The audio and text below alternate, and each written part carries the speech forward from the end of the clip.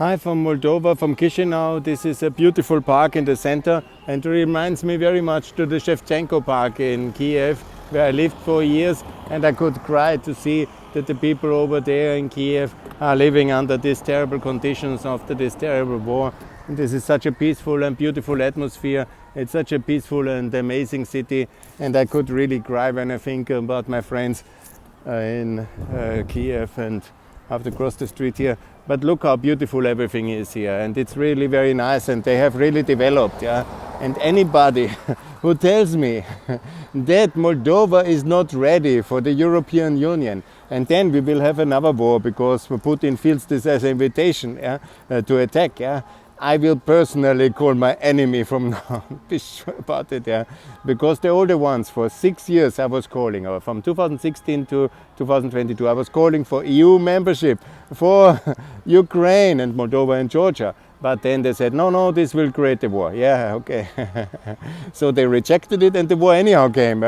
So, you appeasers, you protectionists, you anti-American, anti-capitalists, Putin-paid stooges, yeah.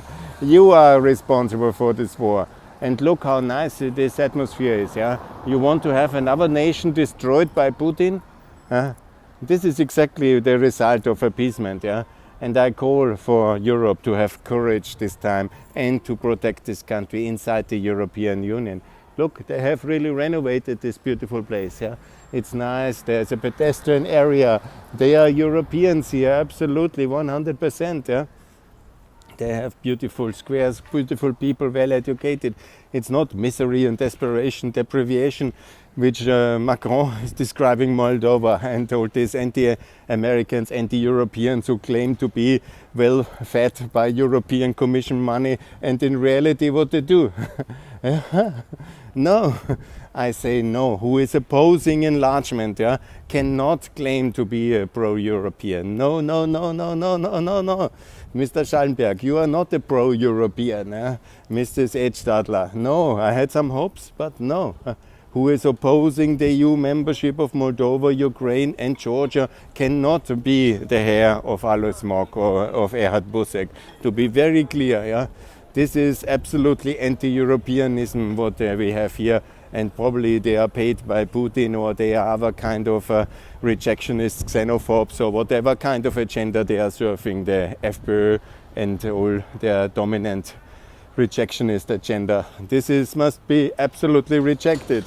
Moldova, I give you another sign. Yeah? Isn't it beautiful here? It's absolutely normal European country with a pedestrian area, beautiful activities, police in the streets, everything calm, everything developed. And of course it's not, there can be some investments made, yes, there can be some improvements, but that's what the EU is doing during the accession process. This is what the EU is doing inside the EU. And when we have not done enough of it, then let's go and to do more redistribution on the regional level. Let's make sure that we are ready for the challenge and for the task. Yeah? We cannot allow these buffer zones, these grey zones to develop and ignore. 30 years of neglect and 30 years, even I'm guilty. Yeah? I was also not active enough on Moldova. I was focused on the Western Balkans, as many Austrians were, and this was then later when I came to Ukraine, I was making up, but there was so much resistance from the Austrian authorities, yeah, because now we know obviously that they are all paid by Putin, and they are on this agenda by Schüssel, the party of Putin in Vienna. I understood this afterwards only. Did I know what Deripaska and Firtash are paying all these Austrians, yeah, and involving them in big Russian business in order to keep Austria on the anti-European side?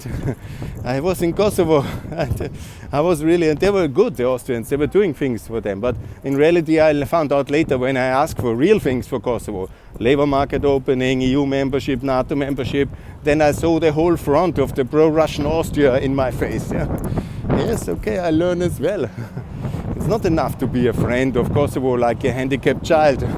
No, like an equal member. And the same for Moldova.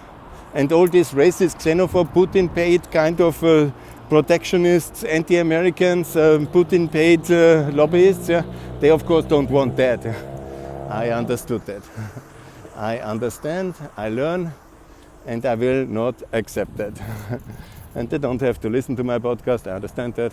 That's not obligatory, unfortunately. But that's exactly one of the problems they face, yeah. So I'm now at my aim. I think that's the National Bank of Moldova. Here, that's beautiful. And I have my little tour here of going to all national banks in the 9 countries and then to call for the euro. And that's exactly what I will do here. Moldova, adopt the euro. That's the right policy now. Please adopt the euro like Montenegro and Kosovo. Do it now, do it fast, and that's the best way to do it. Thanks a lot, and more to come from Pax Europiana here from the Central Bank of Moldova. Bye.